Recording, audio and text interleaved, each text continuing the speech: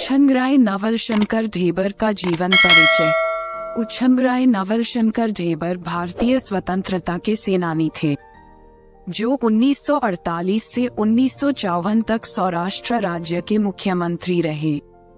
1955 से 1959 तक वे भारतीय राष्ट्रीय कांग्रेस के अध्यक्ष थे। 1962 में वे भारत की तीसरी लोकसभा के लिए राजकोट से निर्वाचित हुए थे। यूएन ढेबर का जन्म 21 सितंबर 1905 को जामनगर से 11 मील दूर गमजला गांव में हुआ था। यह नागर परिवार अत्यंत गरीब था।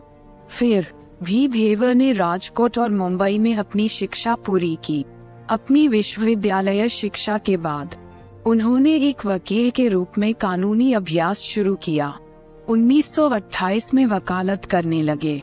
अपने पेशे में उन्होंने शीघ्र ही प्रसिद्धि प्राप्त कर ली, किंतु गांधी जी के प्रभाव में आकर उन्होंने 1936 में वकालत छोड़ दी और देश सेवा के काम में लग गए। यूएन ढेबर एक भारतीय स्वतंत्रता कार्यकर्ता थे।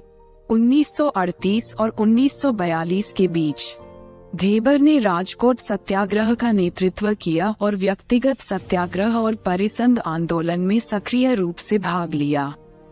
भारतीय स्वतंत्रता आंदोलन में उनकी भूमिका के लिए उन्हें ब्रिटिश औपनिवेशिक सरकार द्वारा 3 बार कैद किया गया।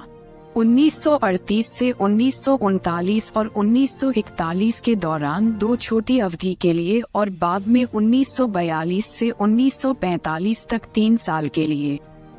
1959 में ढेबर प्रमुख थे अखिल भारतीय कांग्रेस समिति की योजना उप समिति और 1960 से 1961 तक वह भारत सरकार के अनुसूचित जाति और अनुसूचित जनजाति आयोग के अध्यक्ष थे।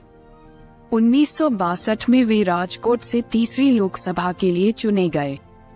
1962 में ढेबर को भारत सरकार के खादी और ग्रामोद्योग आयोग के अध्यक्ष के रूप में चुना गया था।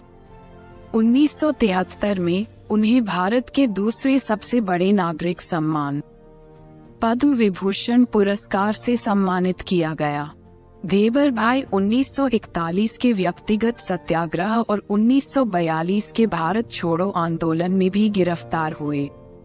स्वतंत्रता के बाद काठियावाड़ की रियासतों को भारतीय संघ में मिलाने में उनकी भूमिका बड़ी महत्वपूर्ण थी।